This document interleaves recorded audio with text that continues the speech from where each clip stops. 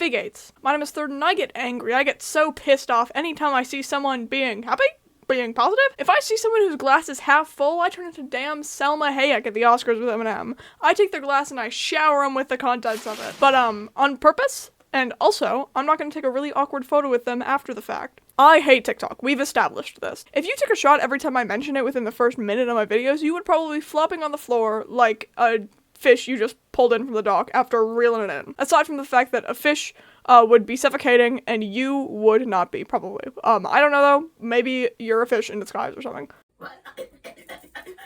Oh my god, he's so drunk that he's suffocating. Someone help him! Do not help him. That is no man. That is a fish person. Everybody, that is a fish person. A fish in a man's clothes. Damn, it landed. No, help me. Maybe it was just a man after all. Well, meat is meat, boys. Fire up the grill. Nevertheless, I can name something that I hate even more than TikTok. I hate it so much more that I hate its owner even more, and it can sing at me all at once. But that stupid fucking bird app is my least favorite thing ever. And no, I won't call it X, because as I've mentioned in this video and in videos past, I hate Elon.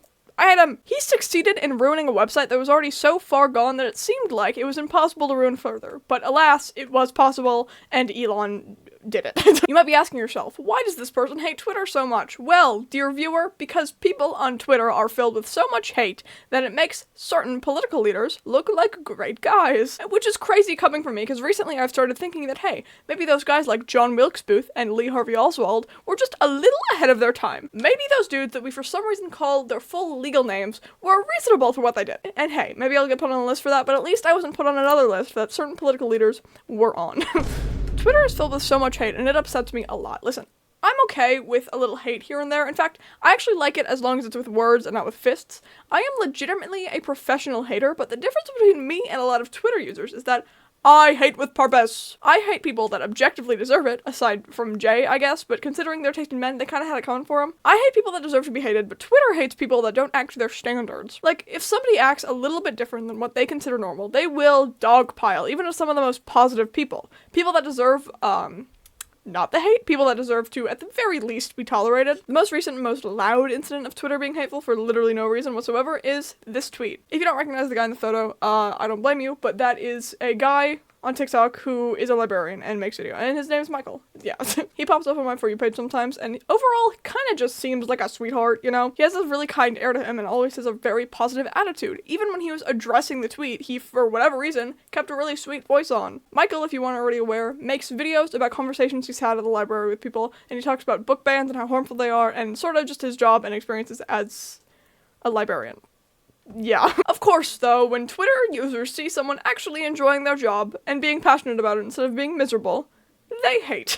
That's what user John LaCash did, saying that people are just getting weirder. Looking over his account, I'm pretty sure he's just your run-of-the-mill red pill content creator, which becomes way more obvious when you see that he has his own podcast. And it's called The Wrong Opinion. Okay, we know that you hate this new woke generation or whatever, but you don't need to make it more obvious than it already is. What is it with red pill content creators and having podcasts that are named stuff like that? Wrong Opinion? Hello? That's like if I made a 9-minute video that was fully scripted with 1,600 words and put all my work and effort into it, even though I could have put half the effort into it and still gotten a good grade and called it, "This video is for an English assignment."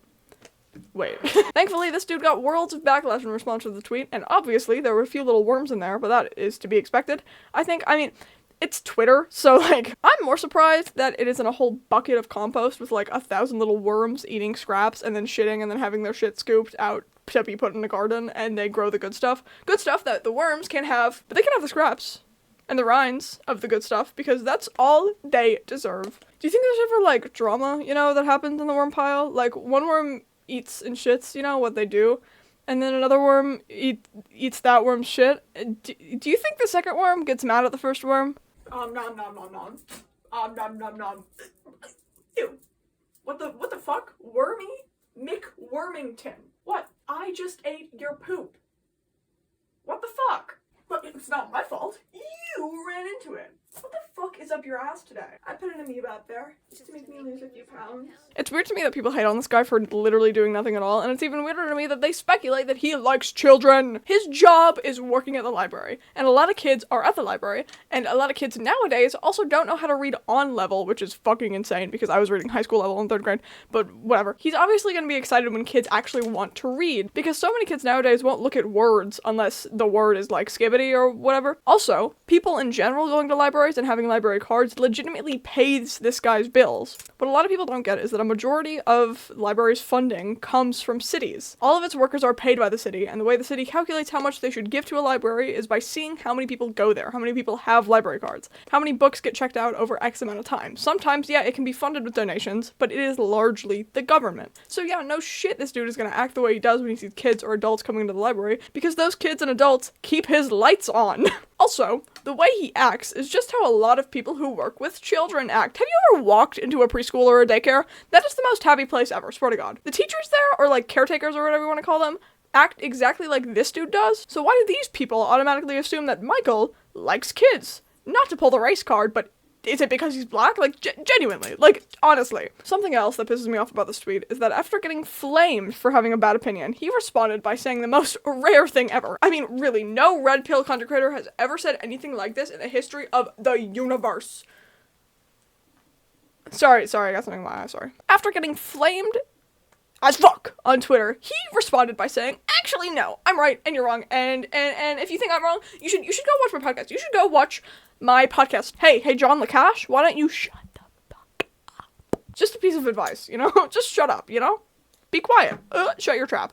Quiet coyote. I want this guy, and just hear me out, I want this guy to be framed for murder or something, and I want his only defense in court to be, I'm right and you're wrong, and I just want to see how that works out for him. Mr. LaCash, you're being charged with the murder of blah blah blah. How do you defend? Well, I didn't do it. So, I didn't do it, and if you think that I did it, then you're lying, and I'm right and you're wrong, and I'm right and you are wrong, and if you think that you're right, then you should go watch my podcast. You should go watch my podcast.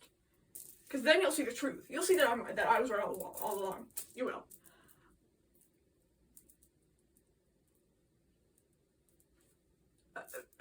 And what do you talk about on this podcast? Had to get away with murder? Oh, god damn it. Yeah, you're getting 30 years. 25 for the murder thing, and 5 more for being pretentious. When people like Josh knock people's pegs down, it pisses me off so much. Because what gives you a right? What made your ego so big? What inflated it?